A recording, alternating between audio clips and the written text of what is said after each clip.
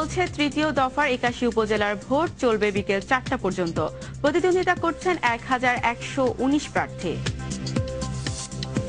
নির্বাচন শান্তিপূর্ণ করতে মাঠে সেনাবাহিনী, বিজেপি কারচুপি হলে আন্দোলনের হুমকি বিএনপির। মুন্সিগঞ্জে ঘুমের মধ্যে পড়ে ২ শিশুসহ নিহত ৪, রান্নার চুলা থেকে আগুনের সূত্রপাত ধারণা পুলিশের। এবং সব বাধা পেরিয়ে টি-20 বিশ্বকাপ আয়োজনে বাংলাদেশ সফল, মন্তব্য প্রধানমন্ত্রীর। আয়োজকদের আর্থিক অনুদান।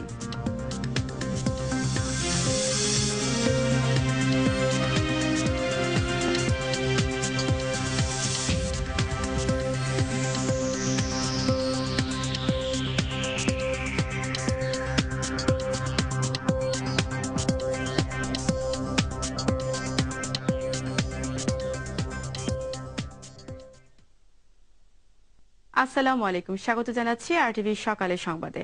শুনছিলেন মার্কেন্টাইল ব্যাংক শিরোনাম, আপনাদের সঙ্গে আছি আমি ফারিয়া শারমিন। এতে আছে প্রয়োজনীয় প্রোটিন, ক্যালসিয়াম ও ভিটামিন, যা ওদের বেড়ে ওঠা নিশ্চিত করে। এছাড়াও থাকছে সপ্তাহের উল্লেখযোগ্য ঘটনা নিয়ে আমাদের নিয়মিত আয়োজন আলোচিত খবর।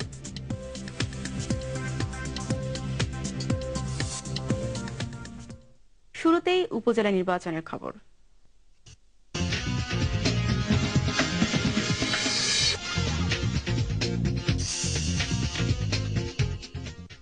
এবার বিস্তারিত। তৃতীয় দফা ৪১টি জেলার ৮১টি উপজেলায় ভোট শুরু হয়েছে সকাল ৮টায়, চলবে টানা বিকেল ৪টা পর্যন্ত।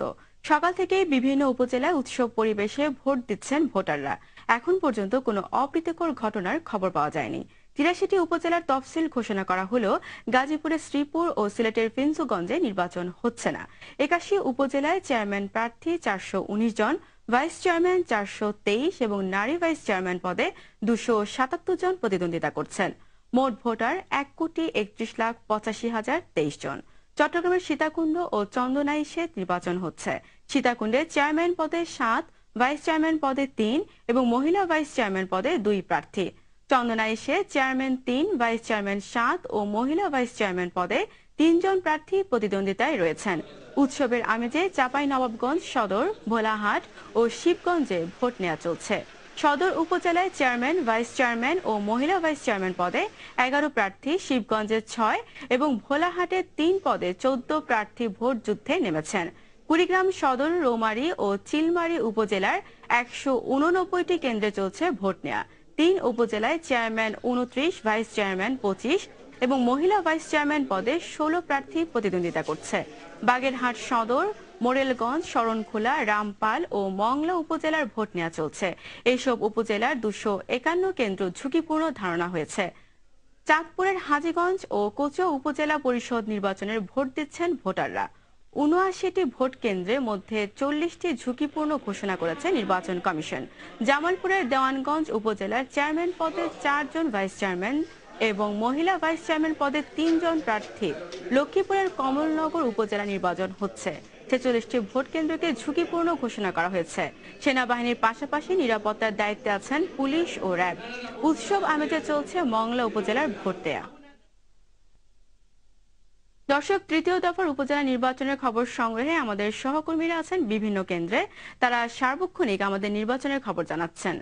দর্শক, নওগাঁর পোরশা উচ্চ বিদ্যালয় কেন্দ্র থেকে নির্বাচনী চিত্র জানাচ্ছেন সহকর্মী MR রকি। উপজেলা নির্বাচনে নওগাঁর ৩ উপজেলায় অনুষ্ঠিত হচ্ছে নির্বাচন। সকাল ৮টা থেকে ভোট গ্রহণ শুরু হয়েছে। ভোটারের ব্যাপক উপস্থিতি লক্ষ্য করা যাচ্ছে। বিশেষ করে নারী ভোটারের উপস্থিতি অত্যন্ত বেশি।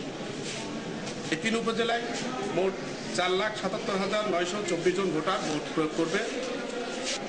মোট ১৮৫টি ভোট কেন্দ্রের মধ্যে ১০২টি ভোট কেন্দ্রকে ঝুঁকিপূর্ণ হিসাবে দেখানো হয়েছে। ৩,৯৭৪ জন পোলিং এবং প্রিজাইডিং অফিসার দায়িত্ব পালন করছে।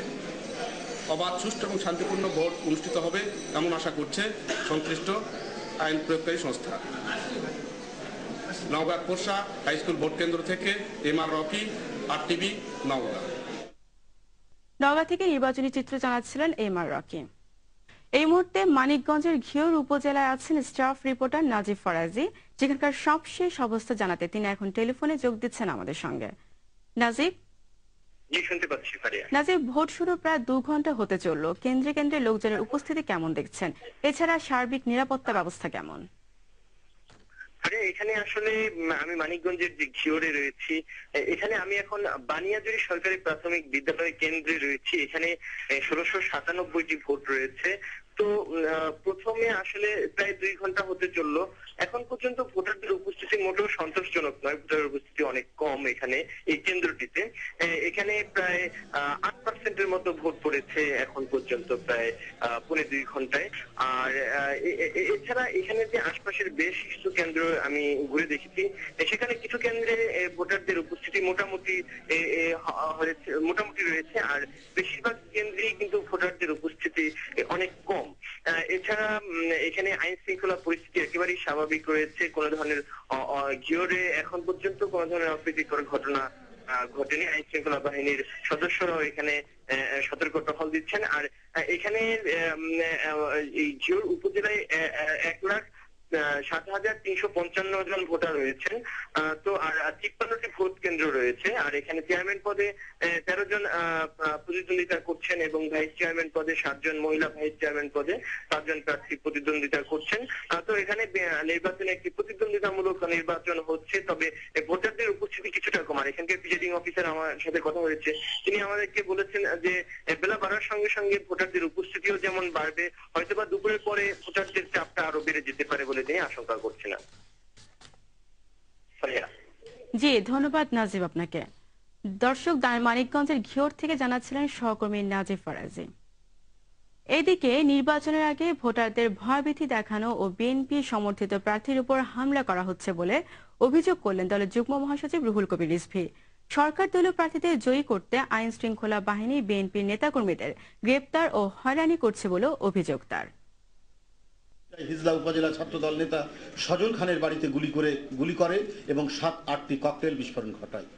এছাড়াও আওয়ামী সন্ত্রাসীরা বিএনপি নেতাকর্মীদের বাড়িতে বাড়িতে বোমা মেরে আতঙ্ক সৃষ্টি এবং ভোট কেন্দ্রে না যাওয়ার জন্য প্রকাশ্যে হুমকি দিচ্ছে। পিরোজপুর সদর উপজেলা বিএনপির ভারপ্রাপ্ত সভাপতি মোতালেব আকন্দ সহ 4 জনকে আওয়ামী সন্ত্রাসীরা সশস্ত্র হামলা করে গুরুতর আহত করে। এ ব্যাপারে নির্বাচন কমিশনের হস্তক্ষেপ কামনা করেও কোনো ফলাফল পাওয়া যাচ্ছে না। প্রশাসন কেন্দ্র দখলের প্রক্রিয়ায় নগ্নভাবে লিপ্ত। দর্শক, কুমিল্লার বুড়িচং উপজেলার বড়াসার কেন্দ্রে আছেন সহকর্মী গোলাম কিবরিয়া। সেখানকার সবশেষ অবস্থা জানতে তিনি এখন টেলিফোনে যোগ দিচ্ছেন আমাদের সঙ্গে। কিবরিয়া। জি কিবরিয়া, ভোটের পরিবেশ ও ভোটারের উপস্থিতি কেমন দেখছেন? এছাড়া জেলার বাকি উপজেলার ভোটের কি তথ্য আছে আপনার কাছে? আপনি জানেন আজ কুমিল্লা 6 উপজেলায় উপজেলা নির্বাচন অনুষ্ঠিত হচ্ছে। ভোট কেন্দ্রগুলিতে সুষ্ঠুভাবে ভোট গ্রহণ শুরু হয়েছে সকাল 8টা থেকে। আমি এই মুহূর্তে কুমিল্লা বুড়িচং উপজেলা বড়সার ভোট কেন্দ্রে আছি।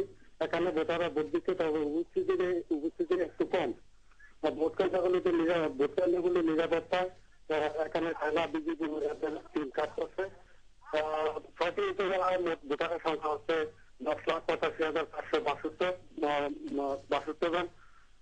উপজেলা কেন্দ্র রয়েছে 461টি, এর মধ্যে ঝুঁকিপূর্ণ 261টি।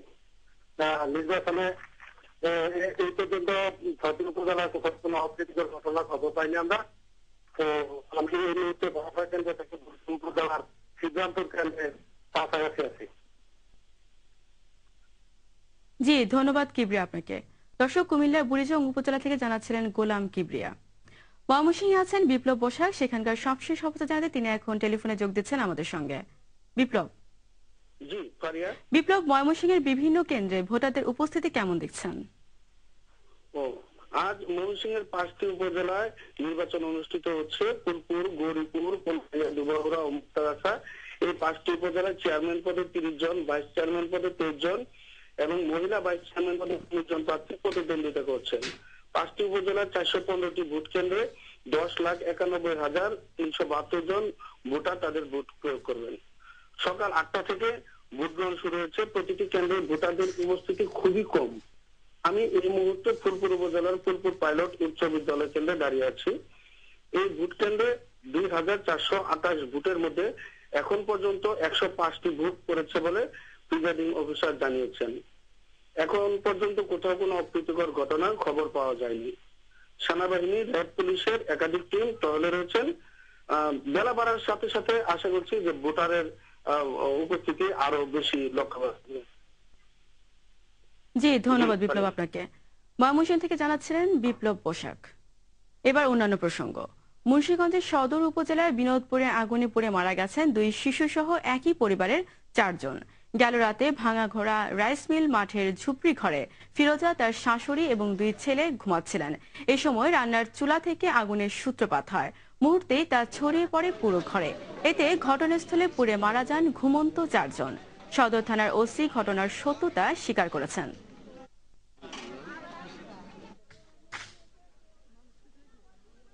সব বাধা পেরে টি-20 বিশ্বকাপ আয়োজনে বাংলাদেশ সফল বলে মন্তব্য করেছেন প্রধানমন্ত্রী শেখ হাসিনা। এই উপলক্ষে আয়োজকদের আর্থিক অনুদানও দিল সরকার। বৃহস্পতিবার রাতে সরকারের পক্ষ থেকে শেখ হাসিনা অনুদানের চেক তুলে দেন বাংলাদেশ ক্রিকেট বোর্ড কর্মকর্তাদের হাতে। প্রধানমন্ত্রী সরকারি বাসভবন গণভবনে এই অনুষ্ঠানে উপস্থিত ছিলেন ক্রিকেট বোর্ড কর্মকর্তা, মন্ত্রী পরিষদের সদস্য সহ আরো অনেকে। প্রধানমন্ত্রী এ সময় সুন্দর ও সফলভাবে আইসিসি টি-20 বিশ্বকাপ ক্রিকেটের উদ্বোধনী অনুষ্ঠান আয়োজনে সবাইকে ধন্যবাদ জানান। টি-20 সফলভাবে কালকে উদ্বোধন অনুষ্ঠান হয়েছে এবং আপনারা দেখেছেন সেটা সকলের কাছে খুবই আমাদের সাধারণ বিশেষ করে তরুণ সমাজ তারা যথেষ্ট এ ব্যাপারে উদ্বেলিত হয়েছে, অনুপ্রাণিত হয়েছে। সেজন্য আমি আপনাদের সবাইকে আন্তরিক ধন্যবাদ জানাচ্ছি।